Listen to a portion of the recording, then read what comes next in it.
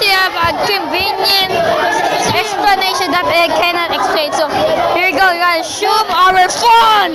Go! But again, my name is Justin. We gotta go a disco party.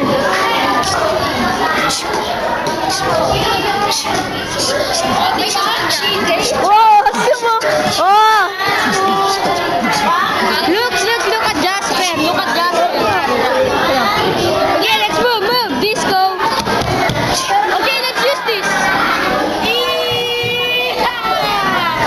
Woo! Kaya. Pull up. Ay, may airpods daw. Airpods, di ba?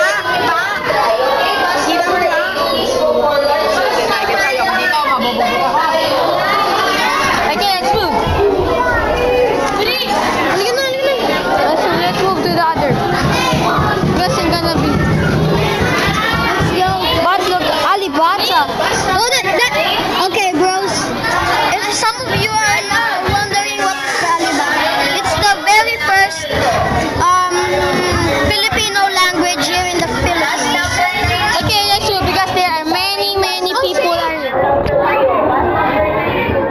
But how do we say this? How do we say Ito.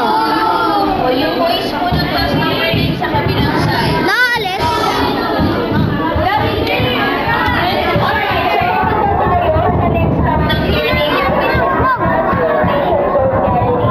So, pag narinig yung salitang transportation, ano kaya yung Puro mo yun. Saan tayo? Dito na lang tayo. Nasa harap si Gomez. Kasi mahirap yan. Si Gomez, baka anong gawin sa, my boy talk? Because it's such a dick. Kind of dangerous. Just shut up. vehicles, tama, yung mga sasakyan. Then, yung iba namang modes of transportation. Pwede sa kayo doon, Joseph. Ano po? Sep. Oh, anything that have wheels. Eh, paano ang bangka?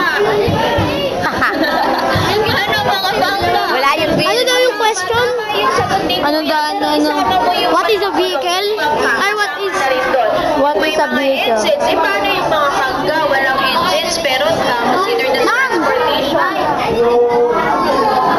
Sige, taas. Anything that we can ride. Ma'am, anything that we can ride. Yun yung mga vehicles o mga sasakyan na ginagamit natin para lumipat mula sa isang To other place. Okay? Now, ano yung mga modes of transportation natin? Apat yun. Modes of transportation. Ano yun? Isa pang pila dito. Ano po yung modes of transportation? Four modes of transportation. D-I-C-K.